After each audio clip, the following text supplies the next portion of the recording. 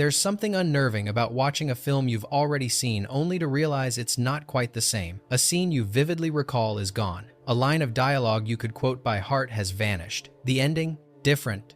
Colder. Quieter. You rewind. You search. But it's no longer there, and no one can explain why. In cinema, edits are expected before release, director's cuts, test screenings, studio notes, but this is something else entirely.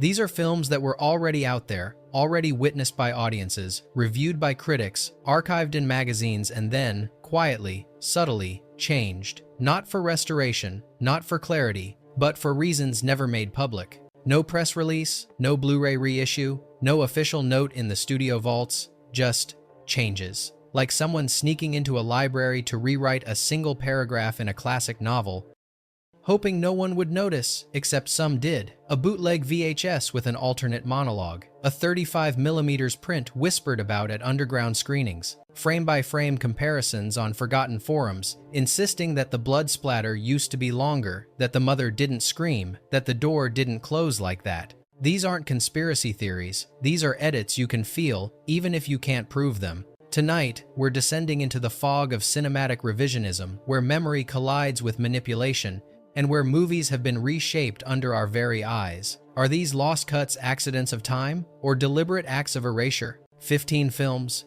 15 cases of quiet interference, and maybe, just maybe, you'll remember a version that no longer exists. The Wicker Man, 1973. The theatrical cut of The Wicker Man is unsettling enough, but the version most people saw wasn't the version director Robin Hardy intended, and for decades, that version lived in the shadows, reshaped without permission. The film was originally conceived as a slow-burning pagan horror with deeply rooted cultural dread, but after the initial screening, British Lion Films demanded significant cuts. Nearly 12 minutes were stripped. Most of these weren't simple trims. Entire character arcs were lost. The narrative, once reflective and ritualistic, was made sharper, more marketable. What makes this case more disturbing is how the original negative was handled. Rumors swirled that it was buried literally in a motorway construction site. For years, fans claimed to remember scenes no longer found anywhere, extended ritual sequences, a different order of events, even alternate motivations for Sergeant Howie. In the late 70 seconds, a longer director's cut surfaced from a faded print stored in Roger Corman's vault in the U.S. It was damaged, incomplete, and yet, strangely more coherent than the polished theatrical version. The mood was slower, the transitions more ominous, and the final moments even more haunting. So which version is The Wicker Man? The one the studio approved, or the one they tried to erase beneath the ground literally and metaphorically? And if memory can survive without a master reel, what does that say about who really owns a film? Gremlins 2, The New Batch, 1990. Gremlins 2 was marketed as a madcap sequel, a chaotic, self-aware comedy that poked fun at its predecessor and itself. But early viewers, particularly those in select U.S. cities during its opening week, report seeing something off.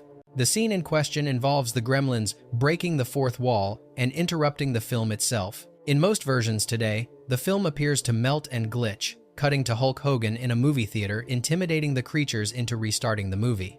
It's absurd, brilliant, and iconic.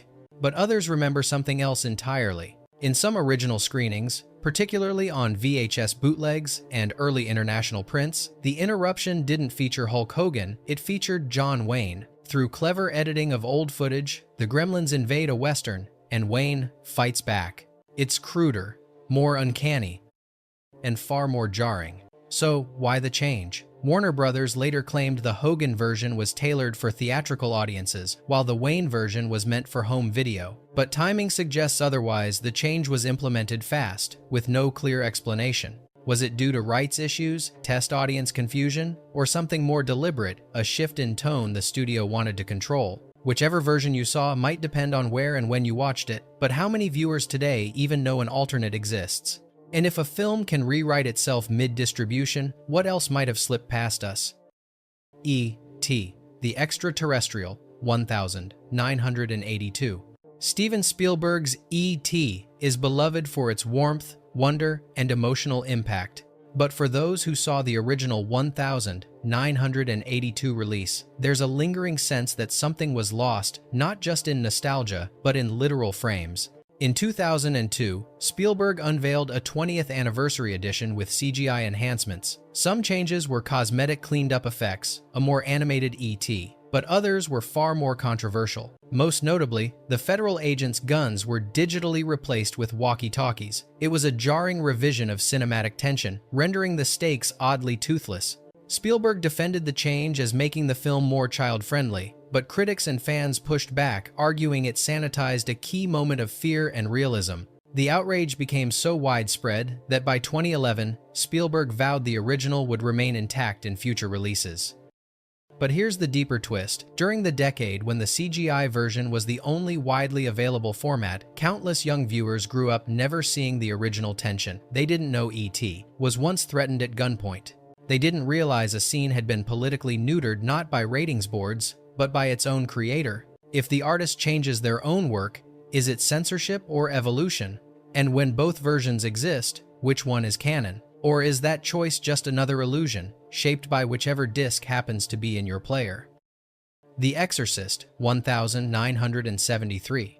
The Exorcist has always been a film surrounded by myths, but few realize that its theatrical cut, iconic as it is, was only one version in a quiet tug-of-war between director William Friedkin and author William Peter Blatty. Shortly after release, Blatty voiced concern that several key scenes had been removed. Chief among them, the now infamous spider walk sequence, where Regan descends a staircase backward, contorted and inhuman. Audiences at the time never saw it. Friedkin had cut the scene for pacing and believability, but Blatty argued it was the film's most shocking moment removed, not because it didn't work, but because it worked too well. In 2000, the version you've never seen was released, restoring not only the spider walk, but several philosophical conversations between Father Karras and Marin, altering the tone from pure horror to something more meditative. But in doing so, it also cast doubt on what audiences had actually experienced for decades. Were these changes additions or reinstatements? And why did Friedkin resist them so fiercely for so long?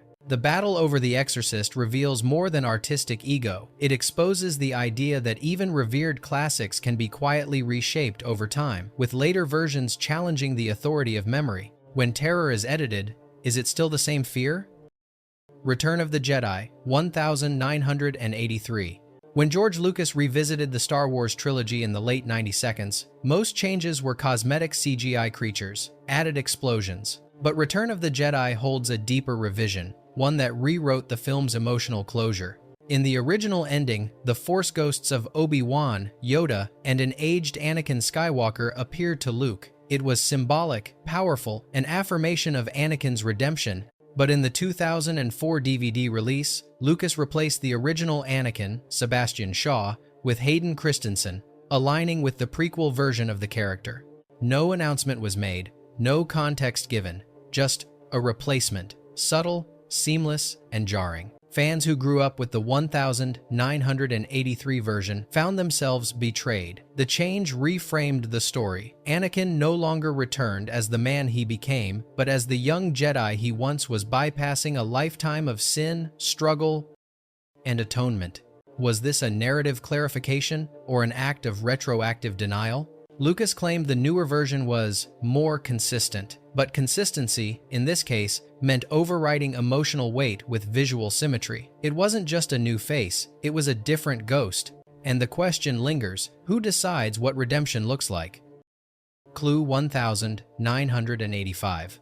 Clue is famous for its multiple endings, a gimmick that worked beautifully in theaters, where different versions were shown to different audiences. But what many don't realize is that this wasn't the original plan. The film was shot with 4 endings. 3 were chosen to be distributed across theaters in randomized order, but one known only through whispers and script leaks was cut entirely. It allegedly involved Wadsworth, the butler, not as the ringleader or the fall guy, but as an avenging agent taking revenge on everyone. This ending was darker, bleaker, and tonally misaligned with the film's absurdist comedy. It was never released, or so the studio says. Years later, a 35mm reel labeled Ending D surfaced at a private collector's estate sale. It hasn't been digitized, and Paramount has never acknowledged its existence. Meanwhile, Home video releases defaulted to showing all three theatrical endings back-to-back, treating the film's core premise as a punchline. The fourth ending, if real, could reframe Clue as a tragedy masquerading as parody. So was this final version too bleak to survive, or too revealing to be allowed?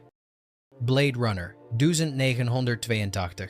No film better illustrates the chaos of post-release editing than Blade Runner. But while the debate over the final cut and the director's cut has become a cinematic legend, few realize just how drastically the original theatrical version has been buried intentionally. When Ridley Scott first screened Blade Runner to test audiences, the reaction was cold, confused. The studio panicked. They added a clunky voiceover narration by Harrison Ford, who delivered it so flatly it was clear he objected, and tacked on a bright, happy ending using leftover aerial shots from The Shining. This Frankenstein edit became the official theatrical cut, but even as early as the late 80s, VHS and cable airings began quietly omitting the narration, and by the 90s, the so-called director's cut removed it entirely and reinserted the unicorn dream, hinting at Deckard's potential replicant identity. By 2007, the final cut, the only version Scott fully controlled, cemented a darker, more ambiguous narrative. But here's the twist. None of these cuts include scenes that early viewers insist they remember. Extended rooftop dialogue, a longer sequence in the Tyrell archives, an alternate version of Jorah's death. No proof exists, at least not officially. But forum threads and old Laserdisc comparisons hint at strange discrepancies. If those scenes ever existed, they're now phantoms, memories overwritten by official versions. So what is Blade Runner now? A restored vision or a manufactured one? When a film has 5 different versions and none match what you recall, which one was real? The Thing, 1982. John Carpenter's The Thing was a box office disappointment on release, too cold, too bleak, too hopeless. But in later years, it gained cult status for its atmosphere and ambiguity. Still, some viewers remember a different ambiguity, one that's missing from every known version today. The ending of The Thing is famously unresolved. MacReady and Childs sit in the snow, unsure if either is still human. But early theatergoers in a few test cities insist they saw something else, a slightly extended ending, where Childs' breath didn't fog like MacReady's or vice versa. It was subtle, barely noticeable, but enough to plant doubt. Carpenter has denied alternate endings, but Universal once prepared a more optimistic version for TV syndication, which included a narrator confirming the rescue of the station, essentially undoing the nihilism of the theatrical cut. More intriguingly, a now-lost workprint supposedly featured different editing rhythms in the final scene, longer reaction shots, and altered music cues. It wasn't a different ending, but a different feeling, enough to tip the balance. Is The Thing's power in what it shows or in what it might have once shown, then erased? And when ambiguity itself gets edited, is that clarity or manipulation? The Texas Chainsaw Massacre, 1974.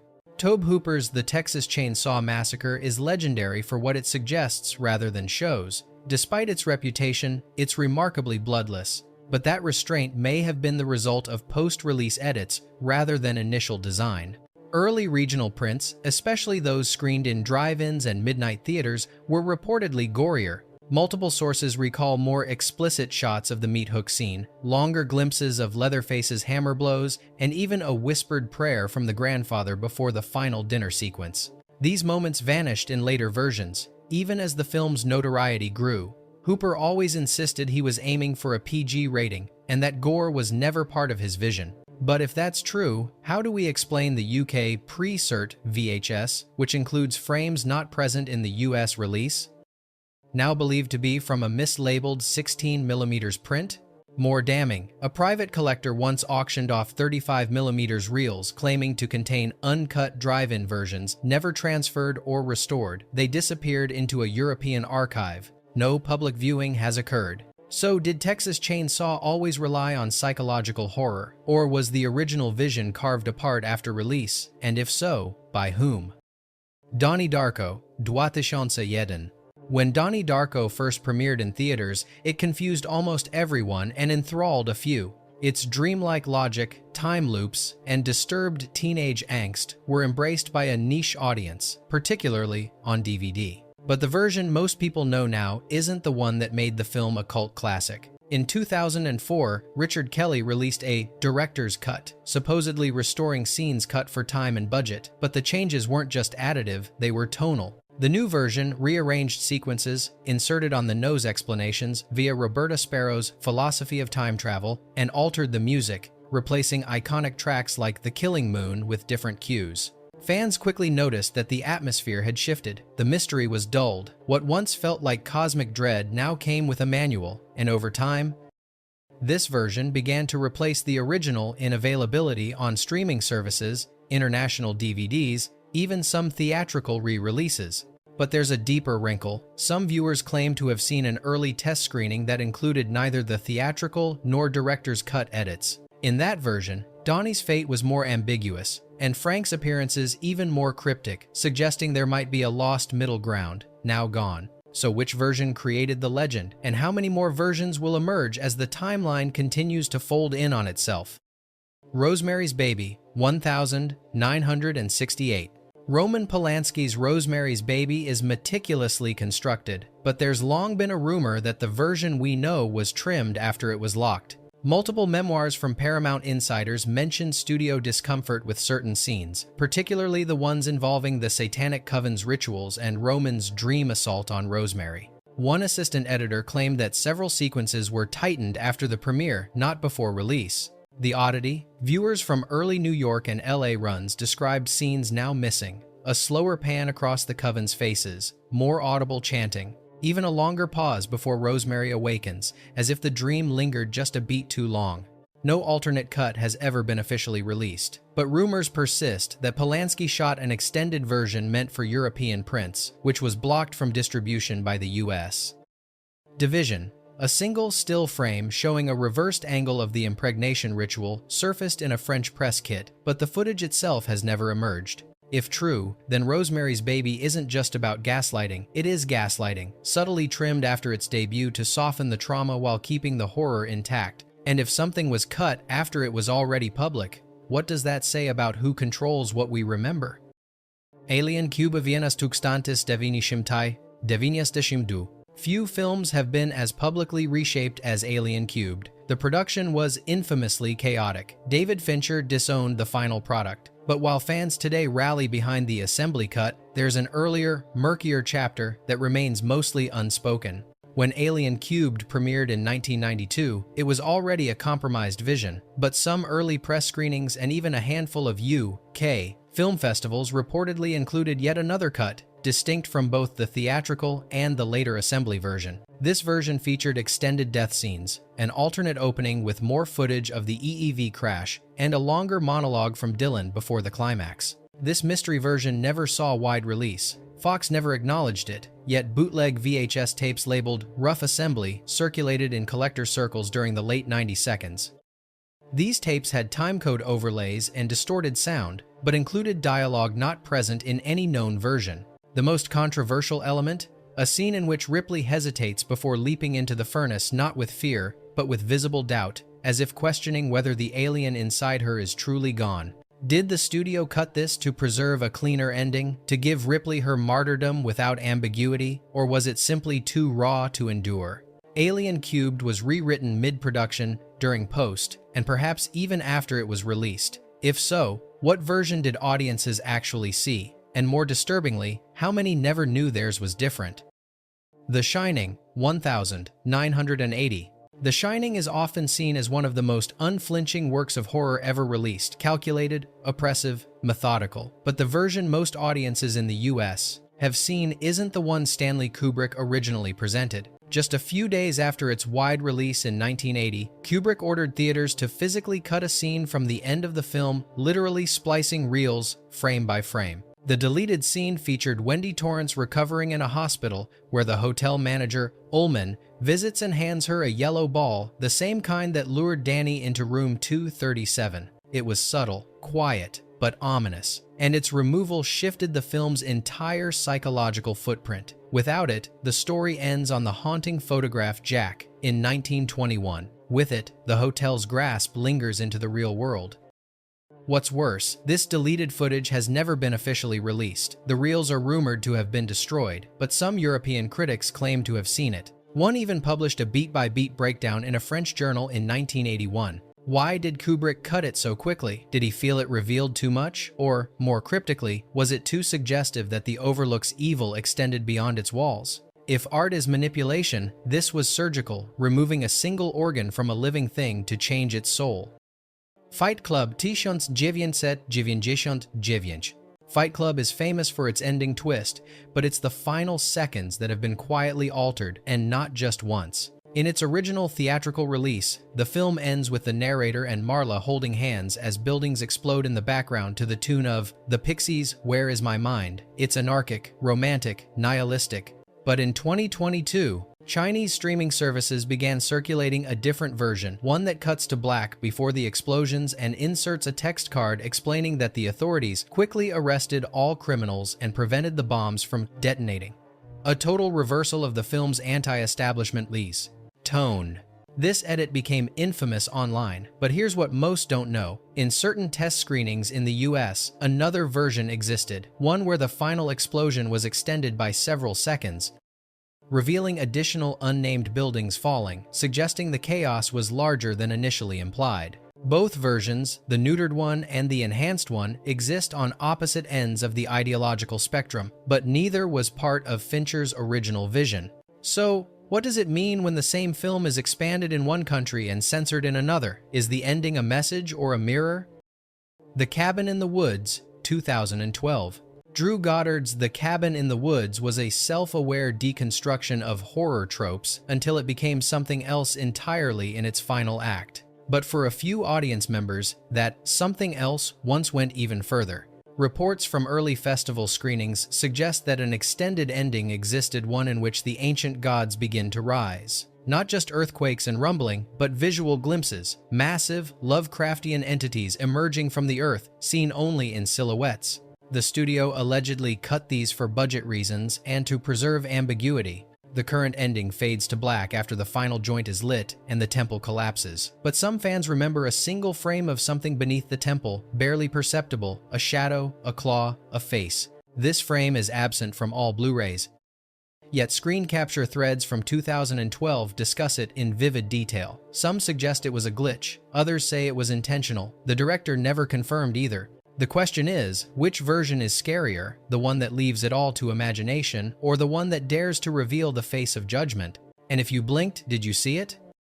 Some edits happen in secret, others happen in plain sight, but the most dangerous ones are the ones you don't even realize occurred until years later, when something feels wrong. Were these cuts acts of artistic refinement or subtle control? Did we lose moments that didn't fit the narrative, or were we never meant to see them in the first place? Memory is fragile. Film is supposed to be forever. And yet, what if the movies we remember are already gone, replaced, rewritten, quietly erased? Which of these films do you remember differently? And more importantly, which version do you trust?